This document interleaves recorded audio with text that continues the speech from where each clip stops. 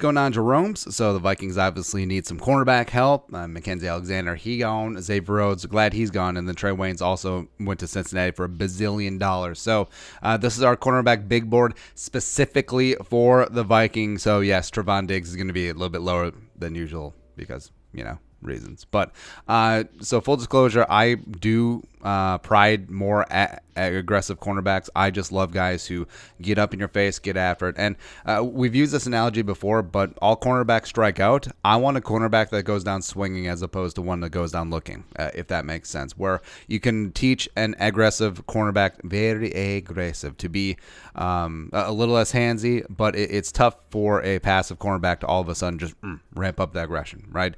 Plus, cornerbacks who play primarily man-to-man, great at press at the line of scrimmage, as we've seen in the Zimmer defense, can be left on the island, give Zimmer a little bit more room to be creative, even though they have been using more and more zone concepts, especially since they went to that cornerback rotation, the weird one last year, but I think mainly that was because he just didn't trust Xavier Rhodes, but All right, so get into it. Number one with a bullet, pretty easy, Jeffrey El Jefe Okudah, 6'1", 205 junior out of Ohio State. The real deal, complete package, former 5-star recruit out of the state of Texas. Big, long, can play press man, can play zone, can really do it all, just physical. Gets into it with wide receivers and immediately comes into the league, becomes probably a top 10 cornerback without even playing it down, which is just pretty insane to say. But he becomes a cornerback one traveler right away.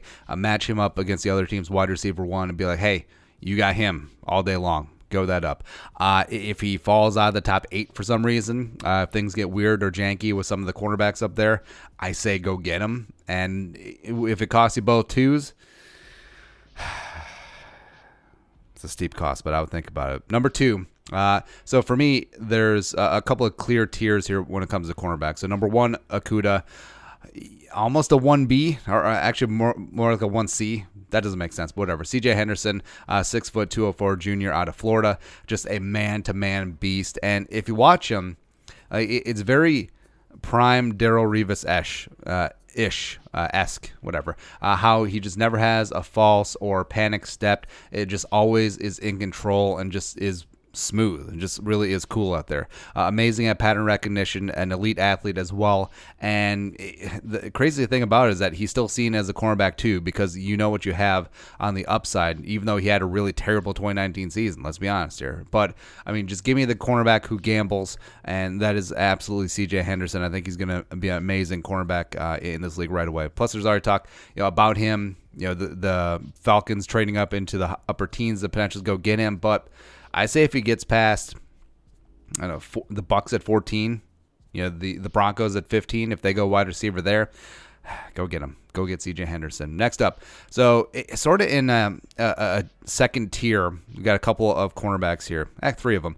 So KRISTIAN Fulton, LSU, he a Tiger. That's right, 6 foot, a $197 senior. Now, if you remember him, he's the guy who tried to cheat a drug test and cost him most of the 2017 season. So us of the Wizinator franchise, of course, we're going to resonate with that. But I do love him as a sort of a safe composite cornerback 3. Great hips, great mirroring. Not a bulldog press man.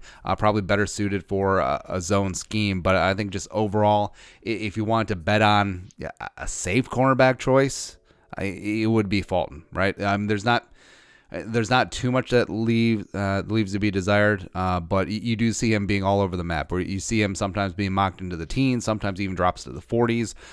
That's why this second tier of cornerbacks really is, what's your flavor? Tell me what's your flavor. Like Fulton would thrive if he landed in Seattle or if he landed in San Francisco, especially in those cover 3 zone heavy schemes, where if he ends up in San Francisco opposite Richard Sherman, that is a very formidable duo. But if you're asking him to come into a scheme and just play man-to-man, belt buckle to belt buckle against other team's wide receiver 1, it's not going to work. It's not going to work. He's not Tre'Davious White, so no. So also in this second tier, so 2 guys that I would. It's really close. It actually should be Fulton, Johnson, and Gladney all tied at 3. But Jaylen Johnson, 6 foot, a $193 junior out of Utah. I love this kid. He's a smaller Mel Blount too. Just absolutely physical at the line of scrimmage. 52 quarterback rating when thrown at, and only allowed 29 receptions on 65 targets last year. He will be aggressive, almost to the point of recklessness, but I kind of like it. Like, he is going to get burned for the odd big play here or there, a lot like CJ Henderson, a lot like Hefe Gladney, but I just love that he's an alpha male. He just gets after it.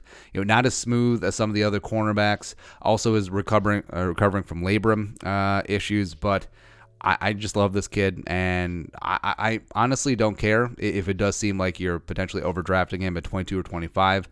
Just get him. Just grab this kid right away. He would be a starter opposite Mike Hughes, and let's go play. Also in tier, the second tier, so number 5, Jeff Gladney, Hefe, out of TCU, 5'10", a $191, redshirt senior.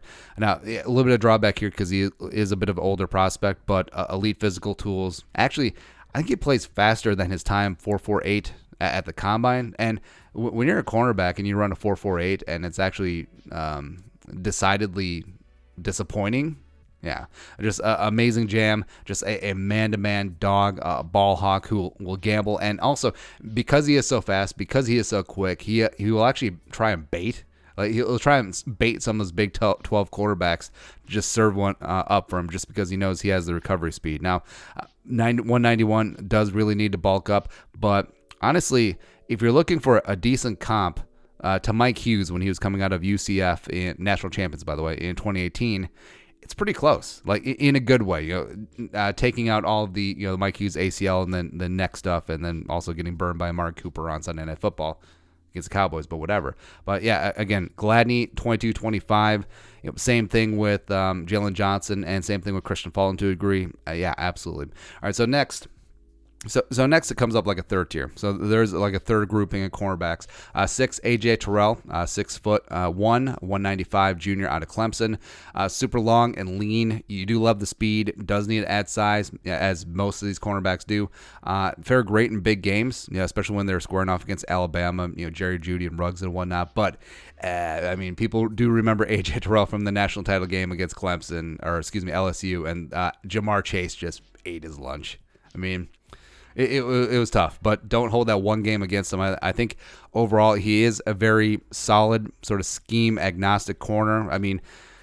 He's better in zone, better in man. It's sort of evenish in both. But honestly, if he's there at 58, say the Vikings go BPA, maybe on the defensive line, maybe they go offensive line as well, maybe wide receivers in the mix. If he's their first corner off the board at 58, you could do a lot worse in this world. Next up, so also in that third tier, a couple guys here. So Bryce Hall, who is a 6'1", 202 senior from Virginia. Virginia is for lovers.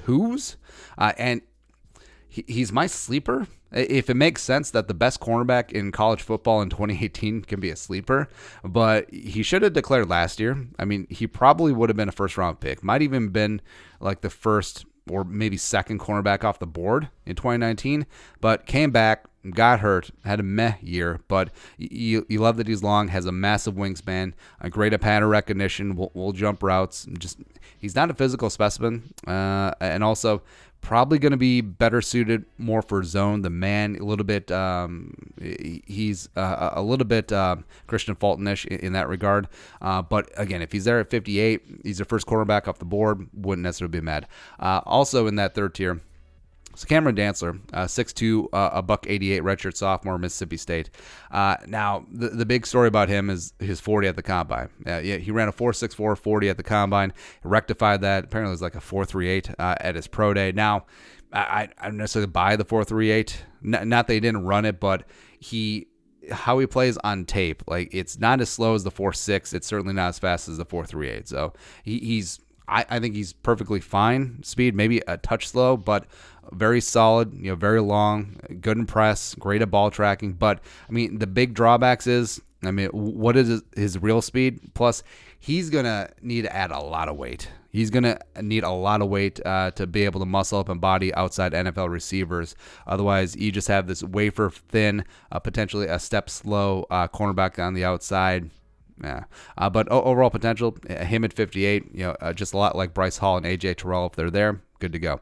Next up, number 9. So I actually almost rated AMIK higher, just specifically for the Vikings, but we'll talk about the double dipping nature of it. So 5'9", 180 junior from Louisiana Tech.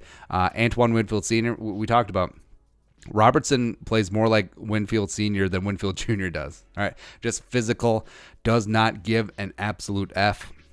Top tier agility. I mean, maybe not the best top end speed in the world, but whatever. 4+ picks in all 3 seasons at Tech, and is probably going to project more into the slot, which is going to be perfect. And he is being projected about the 3rd round. So if the Vikings can snag him at 89 after going cornerback early, like say you come away, first round you go Jaylen Johnson or you go Jeff Gladney, Hefe, and then you get AMIK Robertson at 89. So you're adding 2 just top of the food chain meat eating cornerbacks to this cornerback room, and you're set. You are absolutely good to go there. So it's almost why I put Robertson higher. But I mean, if you just take Robertson as your cornerback 1, I mean, I'm not as on board. Like if you wait till 89 to take a cornerback, I'm not in. So that's sort of like it's got to be the Amazon add-on. You have to get over $35 for free shipping because.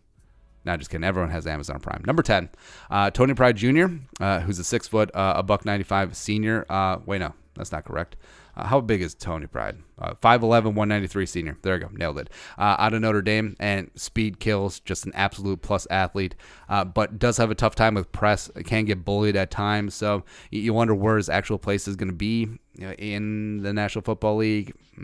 But you are betting on the traits, and also if you can get him 89, is it going to be there at 89? I think 58 seems a little bit too early for me, but again, if you get him as a doubling back on a cornerback, say you get Tony Pride Jr. as well as you get Gladney, you get Christian Fulton up near the top, or even if you get a Bryce Hall or a Dantzler. Actually, Dantzler would be a bad pairing, but say a Bryce Hall or an AJ Terrell, then you get Tony Pride at 89. I mean, that's not bad. The rest of the top 20. So I got Trevon Diggs at 11. Now, Diggs, I mean, could go late first round. He's certainly going to be in the round 2 mix. But the thing that's holding me back with him is just because of the off-the-field stuff. I'm not talking about, like, character red flags, but the Vikings, they have to suss things out with Diggs. And since they just perception-wise, they did his brother dirty, right? So there's something in the organization that Diggs potentially did not get along with. Now, if it's Cousins, then I think it's fine. And then Trevon can work that out. It's the other side of the ball. It's whatever. But if it's to a degree management, if it's to a degree Zimmer, especially if it's Zimmer, work on with that defense, of course, cornerbacks and DBs are Zimmer's bread and butter, then it's just not going to happen. Just flat out, it ain't going to happen. Noah Igbinoghene, so out of Auburn.